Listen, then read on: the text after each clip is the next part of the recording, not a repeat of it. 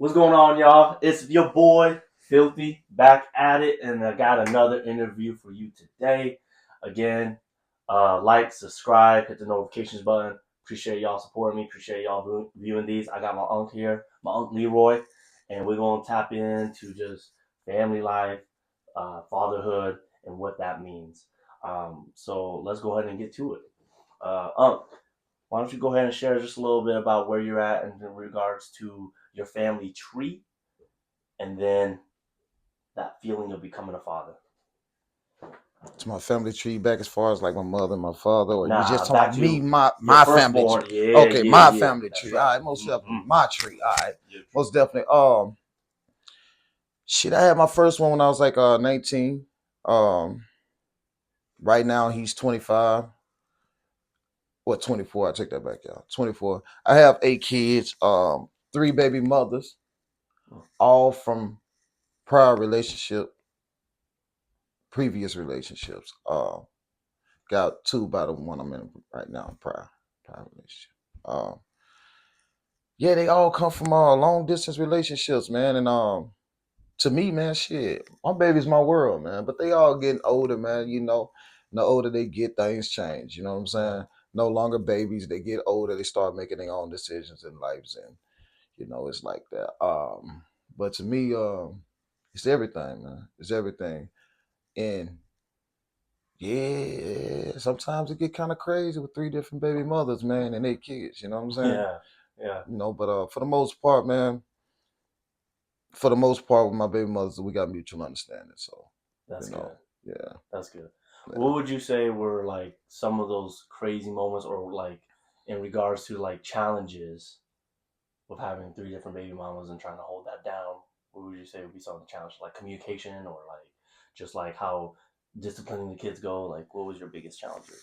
Um, to be honest and be real with it, my biggest challenge was me.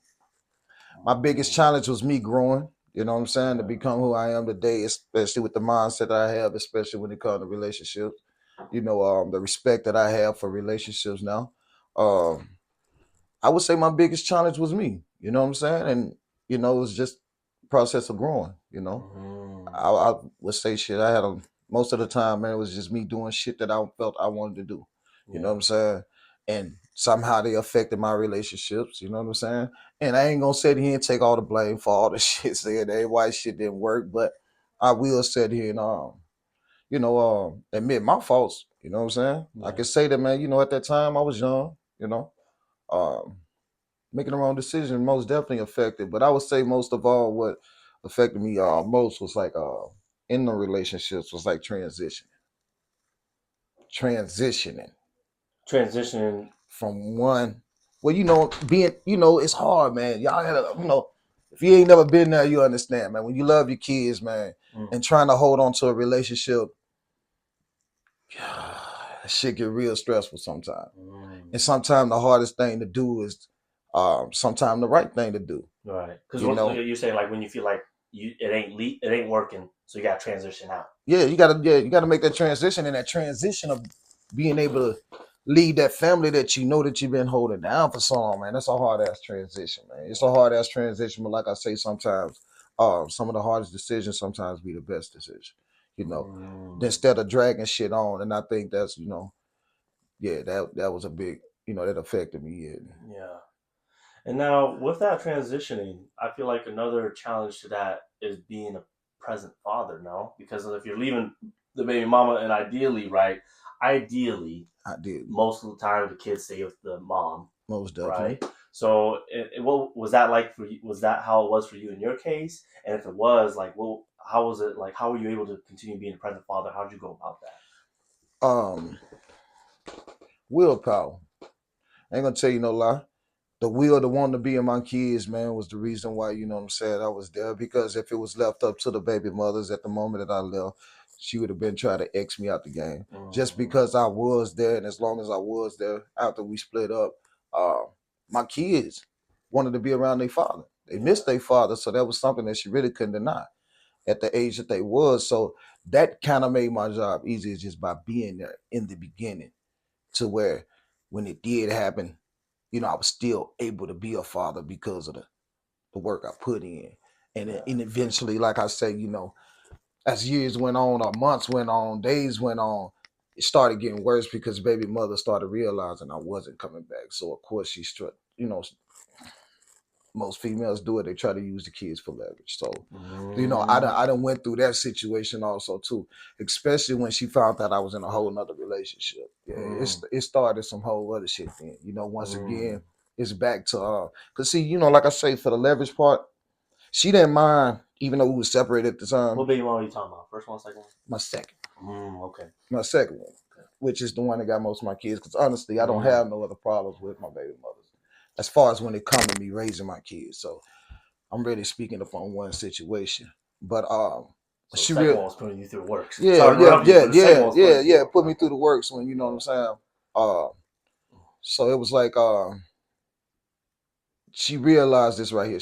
She actually figured that if I allow him to be in his kid's life while I'm single at the moment, it'll be a possibility of me coming back home because of me missing my kids. You feel what I'm saying? Because you spend time, the more you see them, the more you want to be around them. Yeah. And then especially when you're used to being around them. So if I could send the kids, he'll start missing home. If I allow them to be in the kids, take them for so long, then let them come over. It's the leverage game, but I never feel for that, man. The leverage for her to try to reel me back in. Yeah, it's about throwing the kids. You made the decision to not be back. Yeah, facts. Because you already felt like it wasn't. Yeah, it wasn't working. So, and I'm not just gonna sit there and hold on. I know I love my kids, but I'm not gonna hold on to no relationship or their mother because of my kids. Because I feel like, me personally, man, you can be a father with or without the mother. You can be a mother with or without the father. So that whole trying to stick together in a relationship because of the kids shit, I'm not with it. You know what I'm saying? Because I went through that the first time in the first relationship. You feel what I'm saying? With my oldest child mother. So nah, I ain't gonna do that. Yeah. I ended up making a decision in my life that didn't change our relationship whatsoever. So that's when I realized that when I actually tried to do something to stay in my child life and it didn't work, I realized you really can't do that.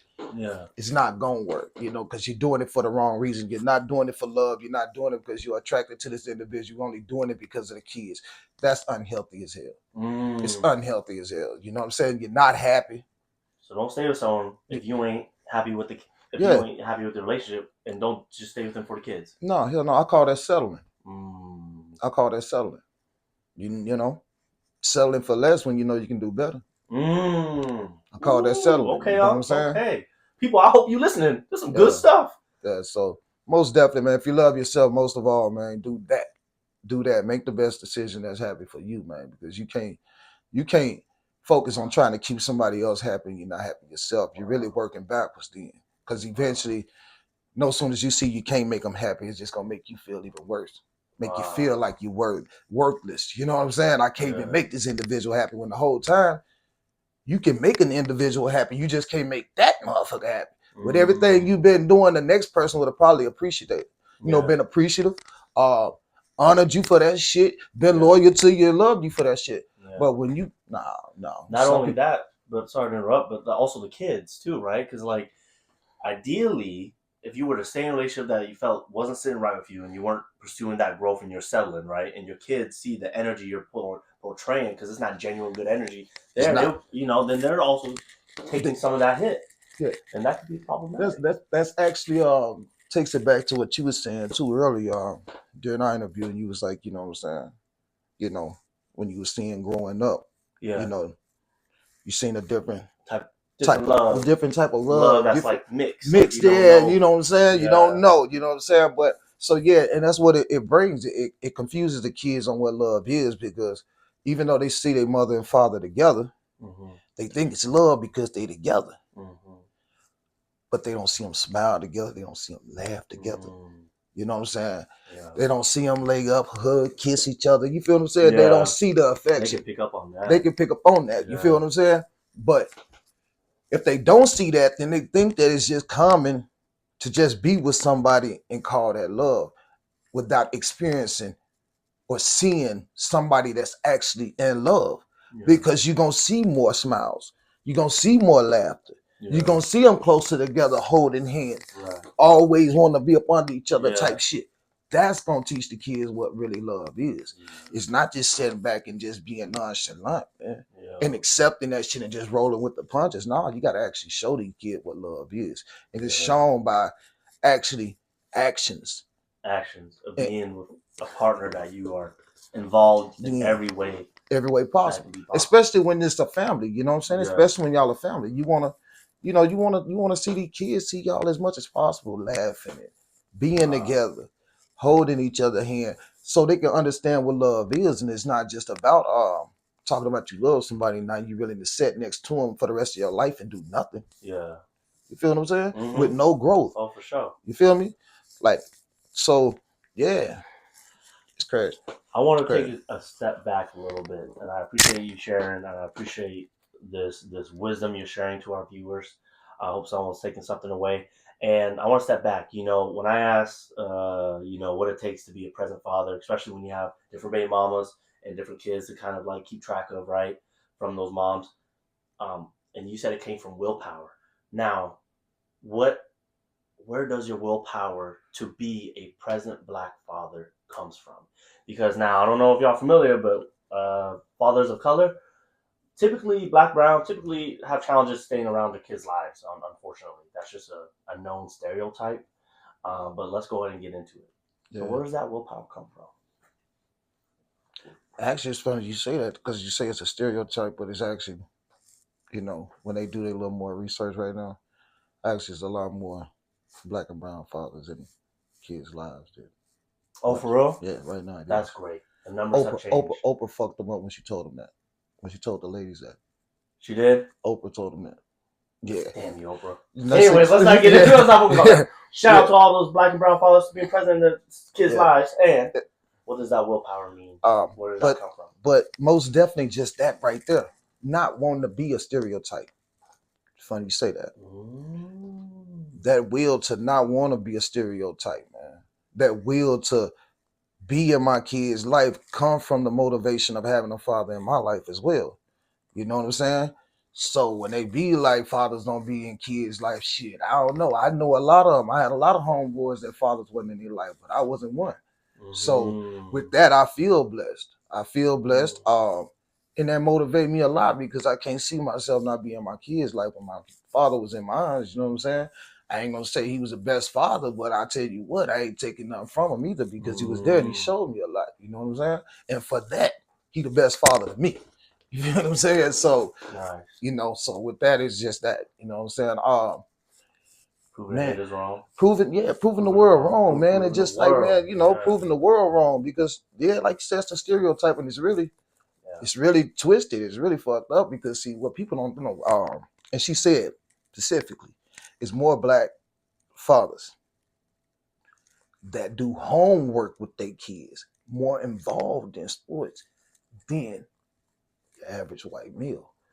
People ain't thought about that, because they think just because white people, they have money, they get their kids everything they want, but they work a whole lot. So where the fuck do they find the time?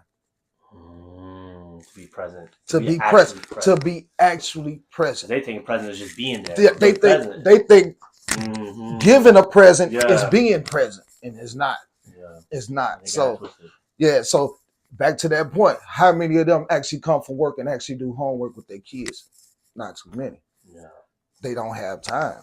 They too busy trying to fulfill them with materialistic shit, instead of something that they say we don't do is spend time with our kids. That's what we do most. That's right. That's what we do most. Run that. Yep. Man, I got 3 big takeaways from this. I don't know what you got, but first is the willpower to be a present father is to prove negative stereotypes wrong about Black and brown fathers. Also, a big one is that you don't need a mama. You don't need a mom to be a good father, to be a great father. You don't need them present. And then 3, understanding yourself and where you want to be in terms of growth, to prevent yourself from being in a relationship that may not be the best for you. Big 3 things I got away, so I hope y'all got some stuff too. We about to close out, but before we do, Unc, leave them a good message, or whatever it is you want to leave them with. My message is this right here, man. Message of the day, man. Love yourself. Never expect someone to love you more than you love yourself. Never expect someone to do something for you that you wouldn't take the chance or the risk of doing for yourself. It starts with self. Speaking of self, there's nothing wrong with being self-centered. It is something wrong with being selfish. Self-centered, there's nothing wrong with that. It's nothing wrong with taking time out for yourself and putting your focus only on yourself to help yourself build. So anybody that call you self-centered, just be like, you're a self-centered motherfucker. Man, maybe sometimes we gotta be just that in order to get where we need to be in life. Because sometimes we gotta stop focusing on everybody fucking else and focus on ourselves and bring that center of attention to our motherfucking self. So yeah, there's nothing wrong with being self-centered. That's something else I want to tell you guys. So, but like I said, it's the difference between self-centered and being selfish. So don't confuse that either. You feel what I'm saying? Most definitely. Well said. Well, I appreciate it. Let's hit him with that 3 times. Bow, bow, bow. With a salute. Yeah, out this bitch. Appreciate y'all. Check it out.